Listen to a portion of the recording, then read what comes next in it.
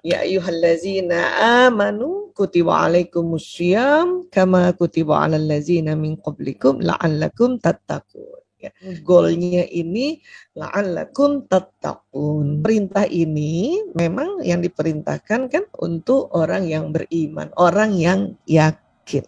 Nah, proses yakin sebetulnya itu adalah proses pengulangan atau proses ulang-ulang supaya kita bertambah keyakinan kita gitu. Dan bahkan yakin aja bertahap ya.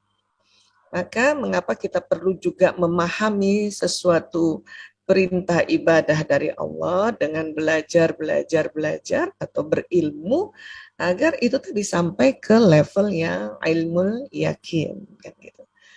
Kemudian karena terus dilakukan bertahun-tahun berjalan sejalan dengan umur kita, maka meningkat lagi menjadi ainul yakin. Karena kita melihat dengan mata kepala sendiri, kita bahwa, oh iya ternyata siam atau saum Ramadan ini luar biasa, betul-betul menambah takwa kita gitu. Makin tahun ya makin umur ya, harusnya kalau makin umur sudah masuk ke levelnya hakul yakin ini ya, insyaallah. Dari Abu Hurairah radhiyallahu an berkata, Rasulullah SAW bersabda, telah datang kepada kalian bulan Ramadan, bulan penuh keberkahan. Kemudian didetailkan lagi, Allah Subhanahu wa taala telah mewajibkan kepada kalian berpuasa di dalamnya. Di bulan itu pintu-pintu langit akan dibuka, ya Allah, dan pintu-pintu neraka akan ditutup. Di bulan itu setan-setan akan diikat. Di bulan itu ada malam yang lebih baik daripada 1000 bulan. Barang siapa terhalang mendapatkan kebaikannya, maka sungguh ia telah terhalang. Ya, atau kalau bahasa anak-anak sekarang ya, jadi kalau ada yang terhalang mendapatkan kebaikan di Ramadan ini, rugi banget, ya rugi banget. Nah, yang pertama yaitu kita selama ini belajar tentang otak manusia ya atau human brain. Nah, otak manusia Allah ciptakan ada otak besar, ada otak kecil, kemudian terbelah dua, ada belahan kanan dan belahan kiri. Ya, ya. Kalau bicara soal otak pasti nggak bisa cuman beberapa menit ini saja ya.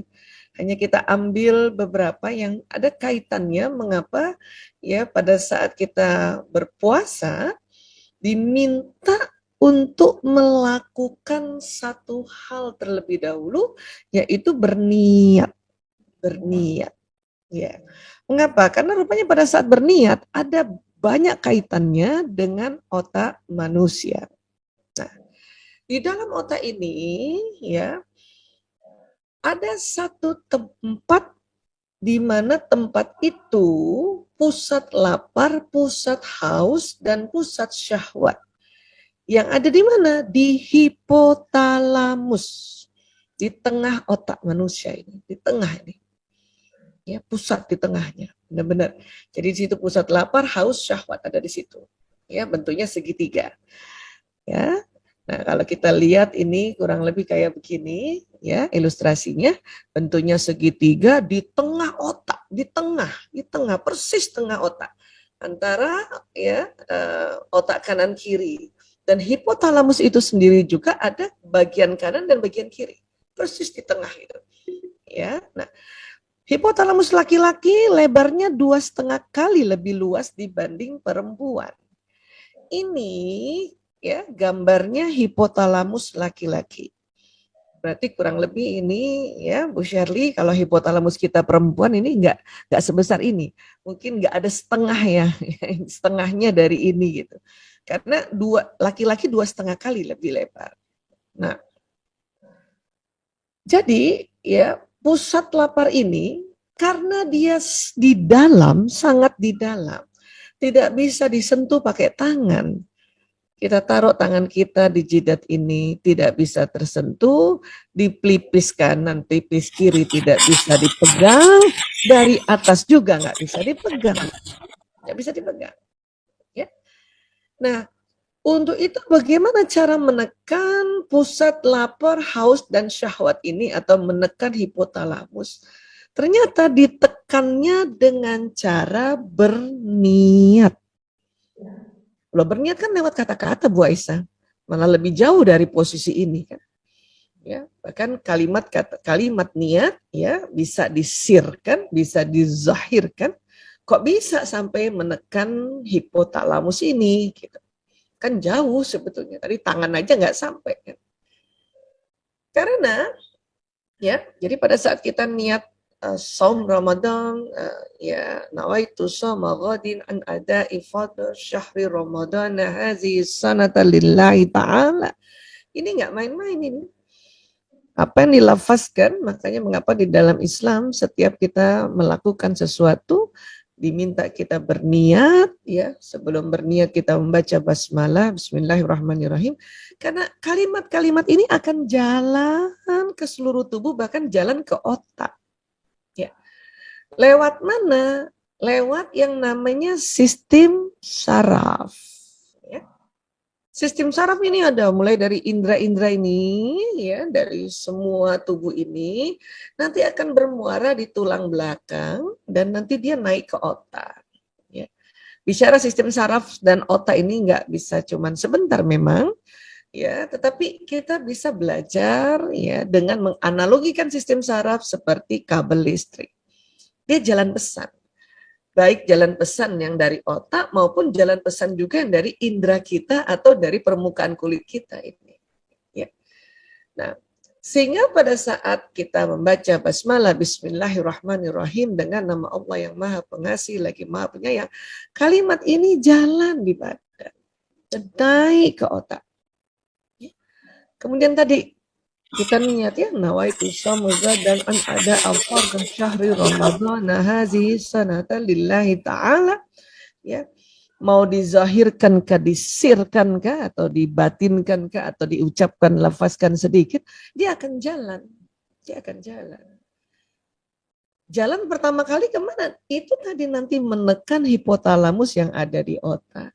Sehingga hipotalamus memerintahkan juga semua usap ya ke semua badan, apalagi ya pusat-pusat lapar, haus dan syahwat. Dia akan ya menyampaikan pesan lagi ke seluruh tubuh karena dari atas ya ini kecepatannya nih luar biasa dari indera yang dilafazkan dan ya ini bisa kecepatannya 240 km per jam dan dari kepala dari otak ke badan 320 km per jam. Bahkan bila kita melafazkan niat ya dengan sungguh-sungguh ya, dengan kemudian kita ya tumakninah juga, tidak terburu-buru kita lafazkan ya, kemudian kita mengerti artinya dan kita merasakan ya niatan ini jalan di badan, maka selain tadi menekan pusat ya lapar, haus dan syahwat, pesan itu jalan juga ke seluruh tubuh sehingga tubuh ini betul-betul siap. Tubuh ini betul-betul siap menjalankan saum Ramadan atau syam Ramadan. Ya, apalagi endingnya adalah lillahi ta'ala. Karena Allah yang perintahkan, jadi kita ada kalimat di belakangnya lillahi ta'ala, karena Allah ta'ala. Maka dia siap ini. Ya, triliunan sel di tubuh tuh kayaknya pada saat kita lafazkan niat itu sebetulnya jawab siap gitu dia. Ya, untung nggak dengar juga. Kalau kita dengar juga kita kaget juga itu. Karena mereka semua ini ya hidup, katakan siap, semua siap gitu. Ya, tentu melafazkannya harus sungguh-sungguh tenang dan kita membayangkan dia jalan di badan. Ya. Nah, di mana sih bagian mana sih sebetulnya hipotalamus ya? Ini kalau dilihat kan dari samping ini otak ini depannya ya. Ini dari samping kanan nih, dibelah. Nah, pas dibelah kita buka di sini ya. Jadi ini potongan dari atas. Hipotalamus tuh yang ini tadi. Yang segitiga tadi kecil. Kalau yang agak besar ini talamus ya, itu nanti fungsinya lain lagi. Nah, ini hipotalamus dan tadi saya sudah sampaikan hipotalamus persis di tengah dan dia berada juga di otak kanan dan kiri. Tadi kita sudah lihat ya otak dibelah oleh Allah ya, belahan kanan, belahan kiri. Nah, kemudian apa kaitannya sih pada saat kita melafazkan niat dan terus kemudian disuruh membayangkan ya, merasakan ya menyerap niat itu, ya merasakan apa sih kaitannya. Ya. Karena sistem saraf kita, ini kita lihat tubuh kita dari belakangnya, jadi ini orang ini membelakangi kita. Tadi terbelah dua otak ya. Nah, belahan otak kiri nanti ya mengatur persarafan yang jalan ke tubuh kanan. Tubuh kanan. Dan otak belahan kanan nanti mengatur persarafan yang jalan di tubuh kiri. Jadi otak kita tuh bersilang memang ya, bersilang. Ya, bersilang. Nah, kemudian pada saat kita melafazkan tadi niat, ya, apapun niat sebetulnya ya, maka itu baru kerja otak belahan kiri. Maka nanti yang akan ditekan hipotalamus bagian kiri. Dan pesannya baru jalan juga di tubuh yang kanan. Kanan. Ya. Kanan ini nanti kalau organ sistem saraf ini ke organ ya dia ke paru-paru kanan, ya ke lever, kemudian usus-usus semua bagian kanan, pokoknya yang semua di bagian kanan. Ya. Nah, rupanya pada saat kita melafazkan, baru melafazkan saja, itu baru sebelah yang jalan pesannya. Bagian kiri belum lagi jalan pesan itu. Maka kita akan menggunakan salah satu kerja dari otak kanan. Bagaimana sih menstimulasi kerja otak kanan? Ya. Ada teknik yang disebut membayangkan. Jadi kalau ilmu tentang otak, terutama otak yang ada kaitannya dengan kalimat atau orang bilang neuro-linguistic program, ada istilah namanya afirmasi atau affirmation, self-talk, ya, ngomong sendiri. Itu kerjanya otak kiri, nanti pesannya di tubuh yang kanan. Nah, supaya otak kanan bekerja, ya, dan pesannya jalan di tubuh kiri, maka ada teknik, kita pakai teknik istilahnya bayangkan, membayangkan. Ya, itu kalau bahasa NLP namanya visualisasi, bayangkan. Bayangkan kalimat niat tadi jalan ke seluruh tubuh. Kita bayangin aja. Jadi salah satunya untuk tadi menambah ilmu yakin tadi, ilmu yakin kita belajar tentang sistem saraf kita tadi. Ya. Sehingga nanti pesannya jalan di tubuh bagian kiri. Sehingga nanti pesannya ini ya yang tadi hipotalamus kanan sudah ditekan, waktu kiri dengan ucapan, hipotalamus kanan dengan membayangkan, kemudian pesannya jalan di tubuh kiri, maka bagian-bagian tubuh kiri, organ-organ seperti paru-paru kiri, jantung itu sebelah kiri ya, lambung, nah tadi kan ya pusatnya nanti lapar tuh di haus tuh di kiri itu, usus yang bagian kiri juga, ya ginjal bagian kiri juga, ya, pokoknya semua organ tubuh yang bagian kiri. Maka ya pesan itu insya Allah ya jalan ke seluruh tubuh. Maka niat nggak boleh sembarangan. Kalau orang yang niatnya terburu-buru bahkan tidak niat, maka nggak ada pesan yang jalan. Kalau buru-buru saja cuma dibaca saja atau dilafazkan saja baru sebelah. Padahal yang mau kita tekan itu banyak yang di kiri organ-organnya. Termasuk jantung di situ, termasuk lambung di situ. Ya. Jadi sekali lagi ya untuk menambah nanti keyakinan kita dari ilmu yakin setelah kita tahu ilmunya ini, informasinya ini, karena ini kan sunatullah ya, ini kan ciptaan Allah. Ilmuwan itu hanya mengobservasi dan menamakan saja ya. Kita lakukan, bayangkan ya berhari-hari, maka kita melihat sendiri dahsyatnya niatan ya, niat di dalam beribadah. Kemudian kita lakukan ya seumur dengan umur kita, maka menjadi ainul yakin dan hakul yakin akhirnya. Gitu. Karena banyak juga orang puasa nggak siap karena itu tadi niatannya dia ya meremehkan niat, gitu. Sehingga tubuh tuh nggak siap sebetulnya. Jadi sekali lagi memulailah dengan niat tadi. Ya, nah. Puasa itu sehat, ini banyak sekali yang riset yang teliti ini. Puasa membuat sehat fisik dan psikis, ini banyak sekali.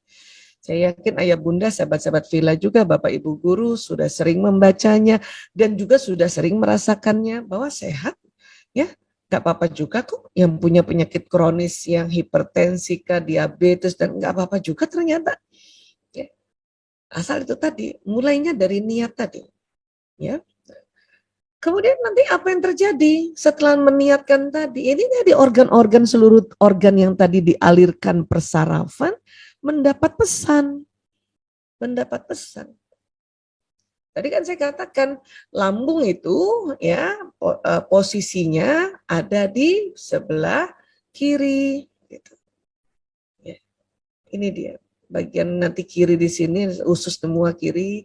Nah ini jantung juga cenderungnya ke kiri, paru-paru kiri gitu ya. Ini nanti mendapat pesan, sel-sel usus-usus juga mendapat pesan. Dan setelah itu memangnya kenapa sih harus kita kosongkan gitu ya? Memangnya dengan kondisi kita, tubuh kita tidak beri makan sekian jam, ada pengaruhnya. Oh, ternyata ada banyak banget penelitiannya. Salah satunya di Jepang penelitiannya. Ya. Jadi apa yang terjadi sebetulnya? Jadi selama puasa, tubuh mengalami proses kan metabolisme. Bagaimana caranya? Jadi makanan ini suatu habis kita sahur, itu kan dicerna sekitar 8 jam sebetulnya. Ya. Nanti rinciannya 4 jam makanan dicerna di lambung, ya di lambung nih, lambung ya. Siapkan dengan keasaman tertentu dengan bantuan asam lambung ya makanan itu dicerna, dihancurkan. 4 jam tuh. Ya, dari sejak kita sahur ya 4 jam. Nah, kemudian dikirim ke usus. Ini juga waktu dikirim ke usus lewat usus halus dulu ya. Kemudian ini juga 4 jam di sini. Nah, kemudian makanan dirubah menjadi sari makanan di usus kecil, kemudian diabsorpsi atau diserap oleh pembuluh darah nih. Pembuluh darah yang banyak sekali pembuluh darah di usus, nanti dikirim ke seluruh tubuh. Ya. Jadi waktu sisa 6 jam sebelum berbuka merupakan waktu bagi sistem pencernaan untuk istirahat. Ya, karena dibutuhkan 8 jam aja mulai dari sahur ya 8 jam ke depan gitu. Seandainya kita tidak puasa, makan lagi siang, maka 8 jam lagi. Belum lagi nanti ada yang ngemil-ngemilnya yang jam 10 barangkali, jam 3 siang ngemil-ngemil, itu berarti ini nggak pernah berhenti ya bekerja, nggak pernah istirahat. Tapi dengan kita saum, kita puasa, kita siam, ya itu cuma 8 jam saja. Sehingga untuk yang ukuran Indonesia ada 6 jam waktu istirahat ini organ-organ. Ya. Kemudian lagi ya nanti racun-racun makanan yang ada di seluruh tubuh itu terserap itu rupanya pada saat sedang tidak mencerna makanan. Ya. Jadi puasa ada 2 fase, fase pencernaan normal 6-8 jam kurang lebih. Ya. Dan kemudian fase istirahatnya juga 6-8 jam juga kurang lebih. Barangkali ada tempat yang buka puasanya lebih lama dibanding Indonesia gitu ya. Kemudian fase istirahatnya nih nanti akan terjadi degradasi penurunan dari lemak dan glukosa dalam darah. Jadi ini pembersihan banget semuanya. Ya. Nanti kalau teman-teman ayah bunda pernah kalau periksa laboratorium ada HDL, LDL itu ya. Jadi kalau pada saat kita istirahat, fase puasa nih, peningkatan ini high density lipoprotein. Ya. Dan penurunan low density lipoprotein LDL yang sangat bermanfaat bagi kesehatan jantung dan pembuluh darah. Jadi kolesterol ini sendiri ada yang memang ya perlu ditingkatkan, makanya ada istilahnya peningkatan HDL nih. Orang bilang kolesterol baik katanya kalau bahasa orang awam gitu ya. Dan menurunkan si LDL, LDL-nya orang bilang kolesterol jahat gitu ya. Sebenarnya bukan baik dan jahat ya. Tapi memang harus ada yang ditekan. Tapi bukan berarti sama sekali tidak ada ya kolesterol dan tidak ada proteinnya ya. Nah, jadi HDL ini karena bisa meningkat karena puasa ini bagus sekali untuk kardiovaskular. Ya. Kalau LDL memang dia harus diturunkan karena memang dia yang membawa efek negatif buat kesehatan pembuluh darah. Ya. Nah, ini yang harus kita pahami nih. Bayangkan dalam waktu 1 bulan ini, ya, kita som ya kadang-kadang 29 hari, kadang-kadang 30 hari, ini luar biasa gitu. Luar biasa. Ya. Kemudian juga ini ternyata bisa meningkatkan sistem kekebalan tubuh. Ketika sedang berpuasa banyak anggapan bahwa tubuh akan bisa lemas sehingga mudah untuk sakit. Ini yang nggak punya ilmu biasanya ya, atau jarang menambah ilmunya ya. Jadi anggapan ini salah. Ternyata puasa dapat meningkatkan sistem kekebalan tubuh. Dalam hal ini puasa akan terjadi peningkatan limfosit bahkan sampai 10 kali lipat dalam tubuh. Ya, limfosit ini salah satu jenis sel darah putih yang dapat membantu melawan penyakit gitu. Ya. Kondisi ini tentunya dapat memberikan pengaruh yang besar untuk sistem kekebalan tubuh sehingga puasa dapat menjadi proteksi dari berbagai virus yang akan masuk ke dalam tubuh. Ya. Jadi ini luar biasa sekali nih puasa nih, Masya Allah. Ya. Kemudian juga puasa meningkatkan kesehatan mental ya. Ini kaitannya nanti ya kalau di dalam tubuh ya karena ada hal yang disebut hormon-hormon ya. Jadi studi tentang puasa yaitu membuat badan bisa memproduksi hormon endorfin yang dapat membantu meningkatkan mood saat beraktivitas. Endorfin. Endorfin ini sebenarnya morfin alami. Morfin alami ini sebetulnya salah satunya selain meningkatkan mood itu untuk mengurangi rasa sakit. Jadi bayangkan ya orang puasa itu sebetulnya ya badannya itu semakin nyaman karena endorfin keluar. Ya, memang efeknya tidak langsung terjadi di saat hari pertama. Sekarang kan sudah hari ketiga ya, bahkan ada yang juga sudah hari keempat ya. Ini ya sudah mulai enak nih hari ini. Ya, jadi terjadi nih pengeluaran endorfin pada hari ketiga hingga hari keempat dan seterusnya. Ya, tubuh lebih bisa melakukan kontrol emosi. Nah, ini dia. Anak-anak juga istilahnya sudah mulai sudah mulai biasa ya. Sebetulnya karena endorfin sudah mulai keluar pelan-pelan. Ya. Di mana sih kelenjar-kelenjar yang bikin nyaman tadi? Ini ya, di tengah otak juga. Dekat hipotalamus ya. Ini lain lagi tempatnya nih. Ini kelenjar pituitary namanya. Di sini hormon bahagia, hormon cinta, hormon kasih sayang, hormon rasa nyaman termasuk endorfin di sini keluarnya. Ya. Kalau hipotalamus dia agak di atas lagi tadi, pusat tadi syahwat, pusat lapar, pusat haus itu di situ. Di bawah. Jadi ada ya tempat-tempat di otak yang penting-penting itu, yang sangat penting itu Allah letakkan di tengah otak supaya kalau kita kebentur kepala kita baik di jidat kayak pelipis atau apa itu nggak kena lah. Tapi Masya Allah dia bisa distimulasi dengan kalimat-kalimat di mana kalimat itu bukan hanya dibicarakan tapi dibayangkan karena tadi kerja saraf kiri kanan tadi. Ya, termasuk juga pituitary ini. Ya, hanya memang hormon ini kalau dianalogikan kayak oli, dia masuk pembuluh darah, nanti baru pelan-pelan masuk ke jantung, jantung pompa darah, pelan-pelan lagi jalan ke seluruh tubuh. Maka tadi ya kita baru merasakan nikmatnya tuh setelah hari ketiga ke atas, ya.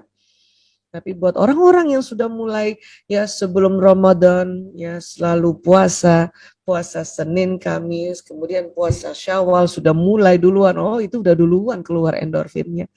Ya dibanding orang yang hanya ya langsung startnya di 1 Ramadan misalnya. Ya, yang sebelum-sebelumnya sudah terbiasa untuk ya puasa sunnah, Masya Allah itu udah duluan merasakan endorfin keluar. Ya. Kemudian apa lagi? Secara psikologis ya, puasa menimbulkan suasana batin tenang, teduh dan tidak dipenuhi rasa amarah ya, sehingga menurunkan adrenalin tadi. Jadi ada kaitannya ya, kita hari ini tidak bicara khusus tentang otak emosi tapi banyak mengenai hormon ya. Jadi ada tempat lagi hormon yang ada di atas ginjal namanya kelenjar adrenal. Tempat ini mengeluarkan hormon stres. Salah satunya namanya adrenalin. Ya. Jadi biasanya saya sering sampaikan ada 3 serangkai hormon stres tuh, adrenalin, kortisol, dan norepinefrin. Ya, yang luar biasa itu pada saat kita puasa, ya hormon-hormon stres ini ya keluarnya sedikit. Dan yang bahaya adalah pada saat marah, adrenalin bisa keluar 20-30 kali lipat. Puasa menekan pusat syahwat tadi juga di hipotalamus, dan hipotalamus itu juga bagian dari otak emosi atau sistem limbik, maka itu saja sudah ditekan sehingga ya hormon adrenal keluarnya sedikit. Memangnya harus keluar juga Bu Aisyah? Iya, tubuh ini harus keluar juga adrenalin ini. Agar apa? Agar tubuh ini siap siaga untuk hal-hal yang berbahaya. Misalnya tiba-tiba banjir kah, tiba-tiba gempa kah, tiba-tiba kebakaran, tubuh udah bisa loncat. Bisa loncat, bisa gendong anak, bisa bawa lari gitu.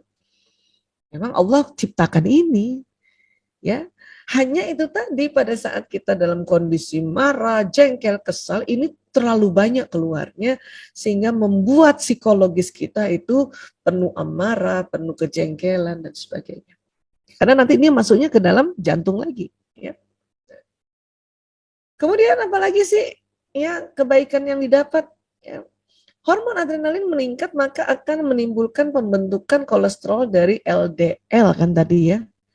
LDL ini kan harusnya berkurang. Tapi kalau tadi kita di kondisi tidak puasa, adrenalin meningkat ini, jadi kolesterol ini makin nambah gitu. Ya, sehingga dapat meningkatkan resiko penyakit pembuluh darah, jantung, dan otak sehingga timbul gangguan jantung, koroner, stroke, dan lain-lain.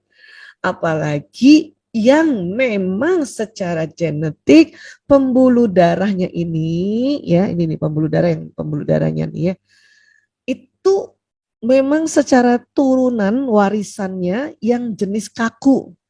Jadi memang ada nih Pak Kasidin pembuluh darah yang secara genetik ya diberikan oleh warisan kedua orang tuanya kah atau leluhurnya yang bentuknya ini kalau dianggap pipa ya, pipa air itu yang jenis kaku tuh yang nggak lentur. Sudahlah memang turunannya jenisnya kaku, kemudian ya pola makan yang tadi misalnya nggak berhenti-berhenti, ini kita bicara di luar puasa ya, nih ceritanya ya, nggak berhenti-berhenti sehingga 8 jam protes, 8 jam lagi, belum sempat 8 jam proses lagi kan gitu ya. Ya, kemudian ya adrenalin meningkat sama-sama dengan LDL, nah itu tadi ya dia akan menambah sumbatan di dalam ya pembuluh darah ini sehingga darah yang mengalir untuk memberi makan si jantung ini ya tentu sangat berkurang. Nah, maka buat kita yang memang dikatakan oh dia ada turunan sakit jantung, nah itu biasanya ini nih pembuluh darah yang kaku. Dan kalau misalnya sudah terdeteksi berdasarkan jalannya umur, kemudian ditensi itu tensinya tinggi gitu ya, itu berarti memang ini nih ya kekakuan dari pembuluh darahnya ini tinggi dan kemudian ikhtiar kita adalah kita minum obat anti hipertensi setiap hari ya. Insya Allah tidak mengapa itu. Kenapa? Karena memang itu adalah satu ikhtiar yang memang sunnatullah. Karena Allah juga yang memberikan ya petunjuk hidayah kepada ilmuwan-ilmuwan untuk menemukan obat-obat agar obat anti hipertensi itu tuh melenturkan pembuluh darah ini. Kalau mengatur makanan, kemudian kita puasa ini tidak menimbulkan plak ini gitu. Kalau misalnya ada teman-teman yang menggunakan herbal untuk ya minyak dan sebagainya itu ya untuk membuat yang nempel-nempel di sini dibersihkan kan gitu. Tapi obat anti hipertensi kalau disuruh minum setiap hari udah minumlah karena ini nih supaya ini lentur ya karena bahayanya kalau kaku dia bisa pecah dan itulah yang namanya stroke. Ya. Stroke bisa 2, bisa pecah pembuluh darah itu yang nauzubillah min zalik itu yang paling lebih parah. Ada juga karena bisa sumbatan. Sumbatan masih bisa kita bantu segera dengan bagaimana mencairkan sumbatan ini ya dengan puasa, kemudian dengan ya herbal dan sebagainya, minyak zaitun kah, minyak habatus sauda dan sebagainya gitu ya. Tapi kalau udah pecah ini, karena kaku, pecah karena desakan dari ini, ini yang paling sulit ini. Ya, nauzubillah min dzalik. Ya. Nah, ini kalau kita lihat jantung betapa kerjanya luar biasa, ya, kerja yang luar biasa, dan di sini mengalir listrik. Nah, inilah butuh, ya, perlu makanan dari yang diserap tadi dari usus kita. Ya, itu tadi yang membawa makanan adalah pembuluh darah yang sekitar jantung ini, kan gitu. Ya. Nah, jadi yang sering bermasalah adalah kalau orang sakit yang namanya sakit jantung, terutama yang jantung koroner, ya, pembuluh darahnya yang terjadi timbunan plak, ya, karena makanan, ya, bisa juga karena dindingnya ini yang sudah kaku memang secara warisan, ditambah lagi pola makan dan sebagainya, ya. Dan kemudian tadi yang saya bilang bahwa di otak itu ada otak emosi. Iya, ini lebih besar lagi di tengah otak manusia. Nanti perangkatnya itu termasuk hipotalamus, kelenjar pituitari. Otak emosi ini pada saat kita, ya, puasa, ya, atau saum yang berkesinambungan setiap hari, ini akan ditekan kerjanya. Di mana emosi yang jenis negatif menjadi lebih sering move on masuk ke level emosi yang positif. Kemudian puasa melatih manusia kan untuk tidak berbohong, kan? Betul, yang tadinya suka berbohong masuk Ramadan itu betapa luar biasanya latihan Ramadan. Itu mau bohong juga itu mikir-mikir juga tuh bohong, takut juga itu, ya. Nah, jadi di dalam hadis Rasulullah, riwayat Bukhari dan Abu Hurairah, barang siapa yang tidak meninggalkan perkara dusta, tetap mengamalkannya, maka tidaklah Allah butuh untuk menilai puasanya, meski ia bersusah payah seharian menjauhi makanan dan minuman. Ya. Jadi udah Ramadan aja, ya, sebetulnya nih orang langsung terpengaruh untuk nggak mau dusta. Tapi masih ada juga orang sudah Ramadan dusta, inilah yang sangat rugi nih tadi. Ya, yang tidak mendapatkan keberuntungan, tidak mendapatkan keberkahan, tidak mendapatkan kebaikan. Nah, sebetulnya, ya, otak nih gimana sih kalau orang berbohong, Bu Aisyah? Ini otak dibelah lagi, sekarang ini pindah lagi nih, dia dari samping kiri, ini depannya ini, ya. Ada tempat di daerah prefrontal cortex, ini sebetulnya warna ungu, hijau, biru, namanya prefrontal cortex, ya. Nah, di sini namanya cortex dorsoprefrontal. Jadi ini prefrontal ini bagian depan, ya. Ini isinya sebetulnya adalah ilmu pengetahuan kita. Kalau kita belajar, ya, kalau kita mendapatkan nasihat, atau kita mempelajari sesuatu hal, itu masuknya di otak bagian depan namanya prefrontal. Tapi nanti ada bagian yang di sini nih, cortex dorsoprefrontal nih, ini namanya, ya. Ini di bawah ubun-ubun, ya. Ini bisa rusak bila seseorang berdusta, berkata kotor, dan bertengkar, ya. Ini gambar diambil dari alat pemindai, ya, CT scan. Jadi berpuasa ini kan sebetulnya melatih untuk tidak berkata kotor dan bertengkar. Bayangkan insya Allah 30 hari itu. Dari Abu Hurairah radhiyallahu anhu berkata, Rasulullah SAW bersabda, di saat seseorang dari kalian berpuasa, maka jangan berkata kotor dan bertengkar. Kan ini dimintanya begitu kan? Jadi kita menahan ngomong kotor, ya, mau bertengkar pun kita tahan. Ya, mau bertengkar, istri pengen marahin suaminya karena lagi puasa, ya dia tahan. Ya, walaupun nanti habis pas buka dia marahin juga suaminya, tapi lumayan kan, ada berapa jam dia tahan itu kan. Ya. Jika ada seseorang memakinya atau memukulnya, maka hendaklah ia mengucapkan, sesungguhnya aku sedang berpuasa. Ya, kan lumayan itu berjam-jam itu ditekan.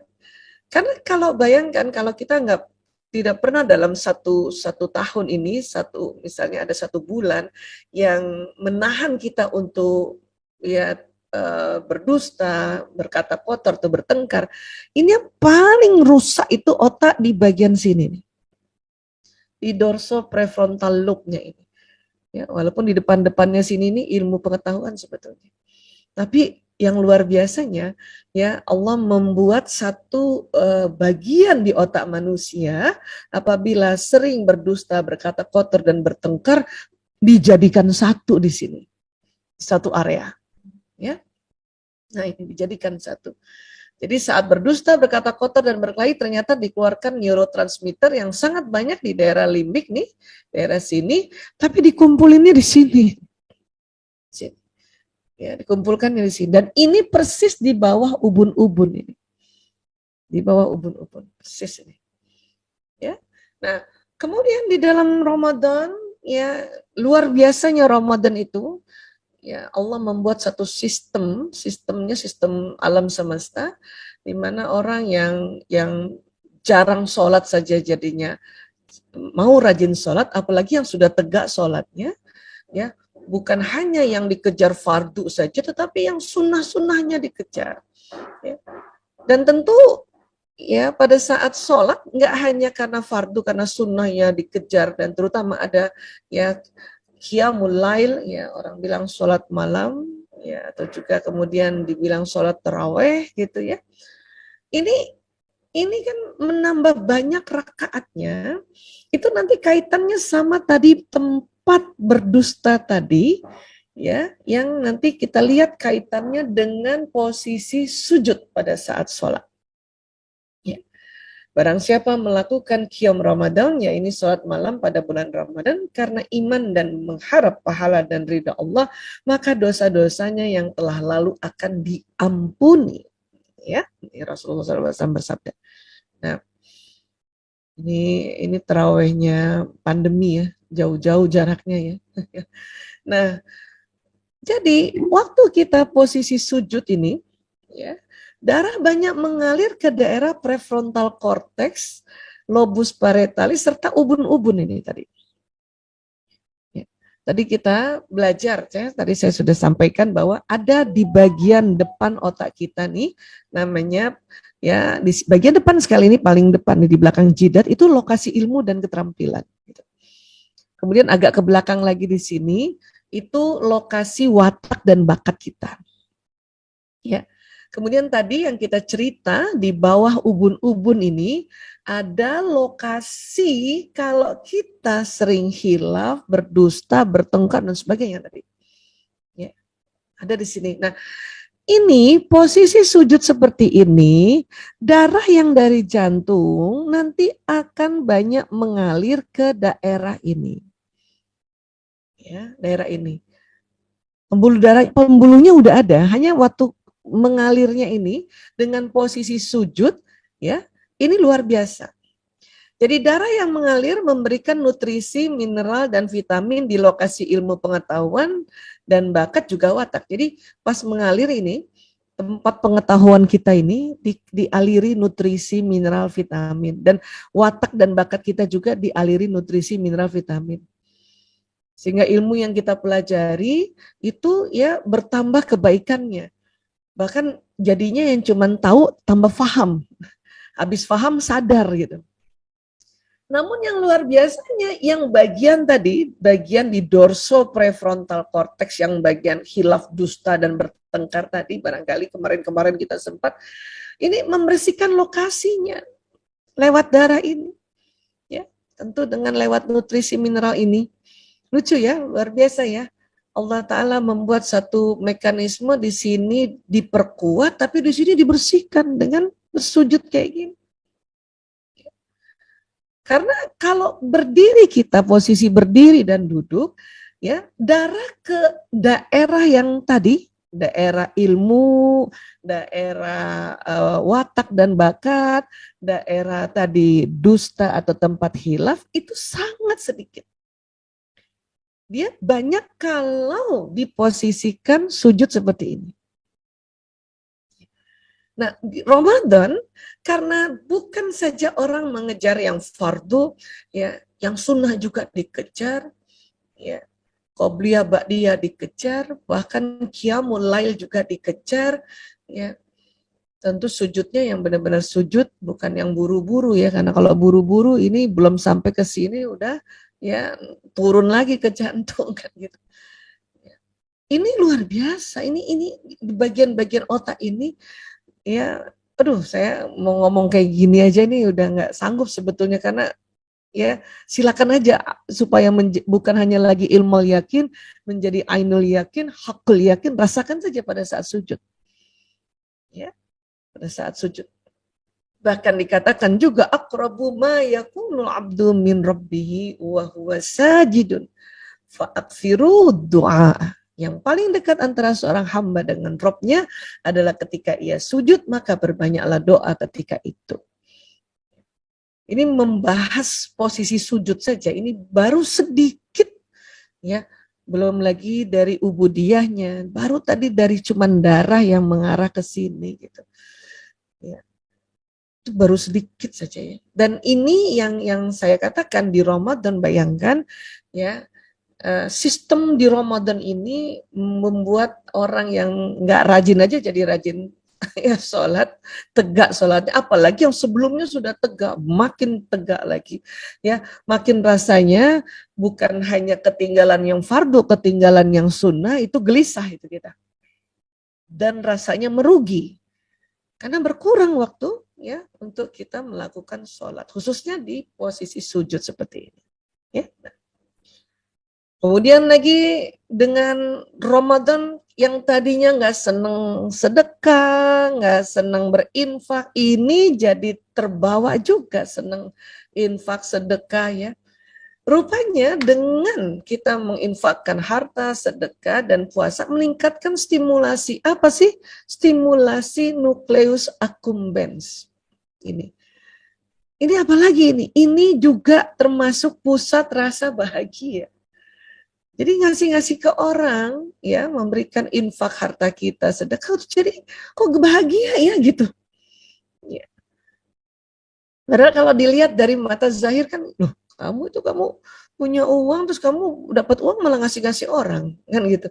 Tapi rupanya otak bekerjanya beda dengan memberi, membagi-membagikan itu, ya, bagian pusat rasa bahagia ini keluar lagi hormon-hormon yang membuat kita bahagia, bisa berbagi, bisa sharing.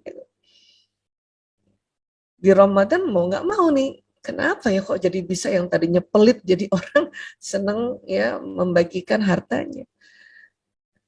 Apalagi yang di luar Ramadan sudah senang menginfakkan, bersedekah, dan membagi-bagikan hartanya, tambah lagi, tambah keren tuh, Masya Allah, tambah bahagia dia. Ya. Dan kemudian yang saya mau bilang lagi ya sebelum kita buka untuk masih ada bisa diskusi ya. Bagian depan kita ini yang namanya frontalis ini ya, bagian depan. Tadi kan kita baru cerita tentang yang bagian depannya saja, yang prefrontal. Ini di dalamnya itu ada sistem saraf. Yang sistem saraf itu kalau kita pernah lihat neuron atau sel otak, itu sering kita lihat banyak kabel-kabelnya. Nah, ini. Jadi di otak manusia itu ada sambungan-sambungan kabel. Ya, sambungan-sambungan kabel ini terjadi apabila kita melihat sesuatu, mendengarkan sesuatu, merasakan sesuatu, belajar sesuatu, ya, mendapatkan nasihat dan sebagainya. Jadi apa yang kita lihat, kita dengarkan, kita rasakan, kita ucapkan, kita alami, maka terjadi banyak sambungan di otak. Inilah yang nanti membentuk ilmu pengetahuan, membentuk memori. Nah, kemudian ya kerja dari sambungan otak ini apabila dilakukan berulang-ulang, maka sambungannya makin kuat, makin kuat. Ya. Jadi saat seseorang dalam melaksanakan puasa selama sebulan, aktivitas ibadah yang dilakukan akan terjadi sambungan koneksi neuron dan membentuk rute baru di otak yang disebut plastisitas dan neurogenesis, istilahnya itu. Jadi membentuk sebuah kebiasaan, membentuk sebuah tambahan kabel di otak kita. Ini yang nanti diharapkan di otak kita ini ya bertambah kebaikan, bertambah ya ilmunya, bertambah keyakinannya, sehingga ini nanti ya meningkatkan ketakwaan kita, meningkatkan kualitas ya perangai kita atau perilaku kita yang bermanfaat. Itulah dampak dari mengapa ya Ramadan ini diulang lagi, diulang lagi, diulang lagi, diulang lagi. Harusnya yang semakin umur, ya, semakin umur ini sudah merasakan Ramadan berulang-ulang, harusnya semakin otaknya itu terjadi sambungan atau plastisitas atau neurogenesis yang makin bagus sebetulnya. Makin bertakwa orang itu, makin taat orang itu. Ya, gitu. Jadi sekali lagi semua kata-kata, kalimat dan pesan dan kebiasaan ini tersimpan di otak. Ini akan jalan ke seluruh tubuh, membentuk akhlak kita gitu. Jadi la'allakum tattaqun itu karena proses saum Ramadan, syam Ramadan itu yang 1 bulan itu membentuk sebuah memori di otak sehingga ini jalan terus. Gitu. Apalagi semakin umur kan. Ya, mudah-mudahan semakin umur kita benar-benar ya bertambah barokah, ya itu tadi dicek aja bertambah gak sih kebaikan kita ya, dan langgeng gak sih kebaikan-kebaikan yang sudah kita lakukan, sehingga manfaat dari kehadiran kita sebagai seorang manusia itu dirasakan banyak manfaatnya ya oleh diri kita sendiri, oleh keluarga dan oleh orang lain ya. Ya, ini yang bisa saya sampaikan. Lebih kurangnya saya mohon maaf. Wallahu a'lam bishawab.